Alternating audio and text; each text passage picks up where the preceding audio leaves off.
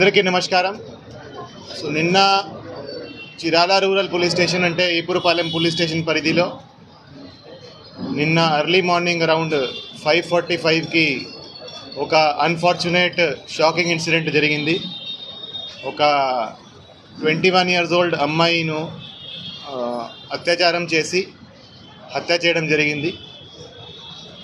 అమ్మాయి early morning 5:30-5:45 టైంకి బహిర్భూమికి బయట వెళ్ళడం జరిగింది. అక్కడ అమ్మాయిను రేప్ చేయడం, తర్వాత అక్కడే అమ్మాయిను మర్డర్ చేయడం జరిగింది. సో ఈ ఇన్సిడెంట్ మీద ఇమ్మీడియట్గా crime number 169/24 of Chirala rural police station under section 302, 376 IPC కింద కేసు నమోదు చేసి ఇమీడియట్గా ఇన్వెస్టిగేషన్ టేకప్ చేయడం జరిగింది. సో సీన్ ఆఫ్ క్రైమ్ని క్షుణ్ణంగా పరిశీలించడం జరిగింది. నేను కూడా, ఐజీ గారు కూడా, అందరూ కూడా సీన్ ఆఫ్ క్రైమ్ని పరిశీలించడం జరిగింది. సీన్ ఆఫ్ క్రైమ్లో ఉన్న అన్ని ఆధారాలు, అన్ని ఎవిడెన్సెస్ సైంటిఫిక్ మేనర్లో కలెక్ట్ చేయడం జరిగింది. అక్కడ క్లూస్ టీం పంపడం జరిగింది, అదేవిధంగా డాగ్ స్క్వాడ్ కూడా పంపడం జరిగింది. సో అవన్నీ ఎవిడెన్సెస్ కలెక్ట్ చేసి ఇన్వెస్టిగేషన్ టేకప్ చేయడం జరిగింది. ఈ కేసును సవాల్గా తీసుకొని, అంటే ఈ కేసులో అప్పటికి క్లూజ్ లేవు, అంటే ఎవరు చేశారనేది మాకు ఎటువంటి క్లూజ్ లేవు. ఈ కేసును అందుకని సవాల్గా తీసుకొని, అంత సీరియస్ ఇన్సిడెంట్ జరిగితే 10 టీమ్స్ ఏర్పాటు చేయడం జరిగింది. ఈ కేసు దర్యాప్తు అన్ని కోణాల నుంచి ఈ కేసు ఇన్వెస్టిగేషన్ చేయడం జరిగింది. సో మన అడిషనల్ ఎస్పీ బాపట్ల విఠలేశ్వర్ గారి ఆధ్వర్యంలో DSP Chirala and DSP Bapatla, అదేవిధంగా ఇన్స్పెక్టర్స్ అండ్ సబ్ ఇన్స్పెక్టర్స్ కింద 10 టీంలు ఏర్పాటు చేసి అన్ని కోణాల నుంచి దర్యాప్తు స్టార్ట్ చేయడం జరిగింది. ఇన్వెస్టిగేషన్ పరంగా ఈరోజు సాయంత్రం చిరాల అవుట్స్కర్ట్స్లో హై రెస్టారెంట్ దగ్గర 3 ముద్దాయిలని అరెస్ట్ చేయడం జరిగింది.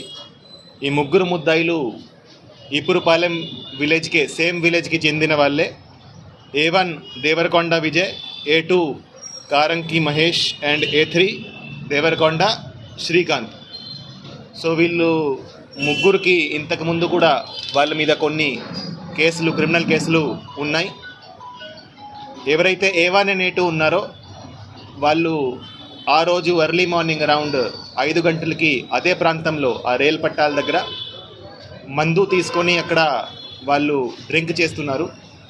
సో వాళ్ళు నార్మల్గా అదే ప్రదేశంలో తరచుగా డ్రింక్ చేయడం జరుగుతూ ఉంది. అదే టైంకి ఎవరైతే హతురాలో ఉందో, ఎవరైతే విక్టిమ్ ఉందో, ఆమె ఆ ప్రదేశానికి వెళ్ళడం జరిగింది. ఆ ప్రదేశానికి వెళ్తే వాళ్ళు అదే అవకాశంగా చూసుకొని ఆమెను ఇద్దరు బలవంతంగా లాగేసి బుషెస్లో తీసుకువెళ్ళి అక్కడ ఆమె మీద అత్యాచారం చేయడం జరిగింది.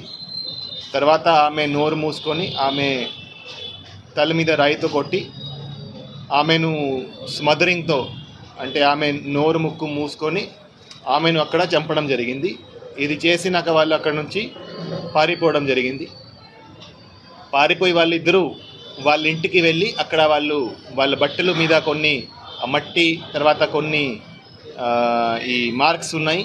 అందుకని వాళ్ళ ఇంటికి వెళ్ళి అక్కడ బట్టలు కూడా చేంజ్ చేయడం జరిగింది.